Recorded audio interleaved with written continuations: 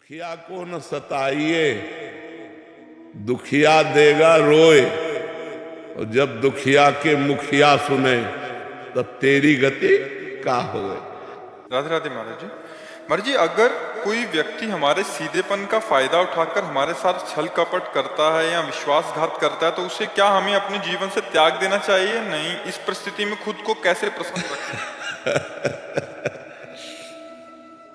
देखो, भगवान के परम भागवत अवतारी पुरुष धर्मराज युधिष्ठिर, भीम, अर्जुन, नकुल, सहदेव अपने बाहुबल से इंद्रप्रस्थ की स्थापना की और पूरे विश्व को परास्त करके सम्राट बने।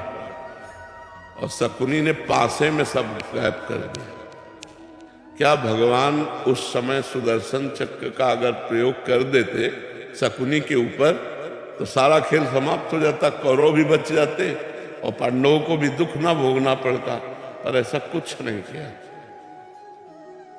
शकुनी ने 12 वर्ष का वनवास और 1 वर्ष का अज्ञातवास पांडवों को निश्चित किया। और ऐसे महावीरों को, ऐसे अवतारी पुरुषों को भारी कष्ट भोगना पड़ा छल के कारण। तो हमें लगता है कि कहीं न कहीं भगवत विधान होता है।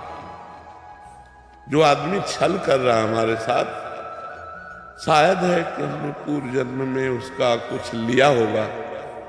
आज हमें लग रहा है कि वो छल विधान से हमारा ले रहा है। पूर्व जन्म में हमने कोई छल किया होगा तो उसी का उत्तर मिल रहा है।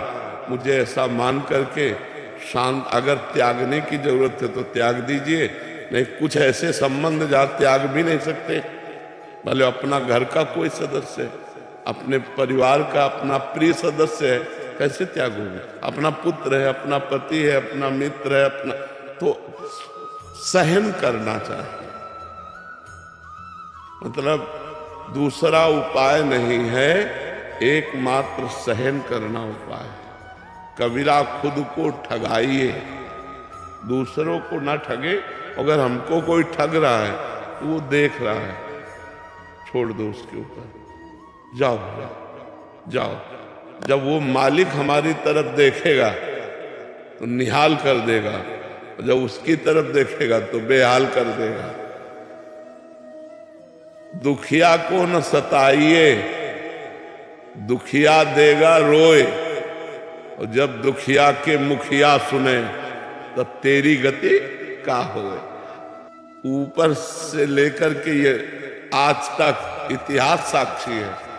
ये छल, ये कपट, ये व्यवस्था पहले से चली आ रही है बड़े बड़ों के साथ। वही तो कह रहा हूं, धर्मराज है भाई। हम लोग तो धर्म से चलेंगे, वो तो धर्मराज है। और छल से मारा कि 12 वर्ष का वनवास, 1 वर्ष का अज्ञातवास।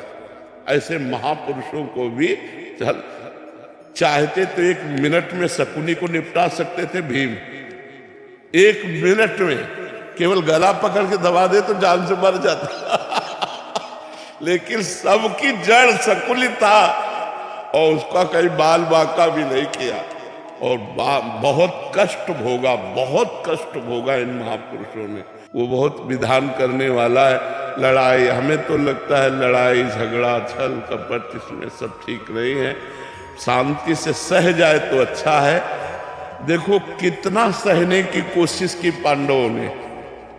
पहले कहा था कि जब अगर 12 वर्ष का वनवास, 1 वर्ष का अज्ञातवास आप पूरा कर लेंगे तो पूरा चक्रवर्ती राज्य आपको मिल जाएगा। जब पूरा कर लिया तो उनका राज्य नहीं देंगे। बोले आधा दे दो, बोले आधा भी नहीं देंगे, बोले 5 गांव दे। आप देखो ईमानदारी की हद और बेईमानी की हद। पांडवों ने कहा 5 गांव दे दो, तो भगवान से क्या कह रहा है दुर्योधन? सूजी अग्रे न केसवा, सुई की नोक भर नहीं देंगे। विनाश कर दिया। फिर 100 के 100 मरे, 99 नहीं, 100 के 100 मरे। तो इसलिए अपने को चाहिए कि दबता चला जाए, कोशिश करे कि लड़ाई झगड़ा ना हो, सह जाए। और जब ऊपर जो बैठा हुआ सबके देख रहा है, वो जब देख लेगा ना, और वो जब न्याय करेगा तो विध्वंस हो जाएगा सामने वाला। इसलिए हम तो यही सिखाएंगे कि झगड़ा न करो, हम यही सिखाएंगे कि हिंसा न करो, शांत भाव से सह जाओ।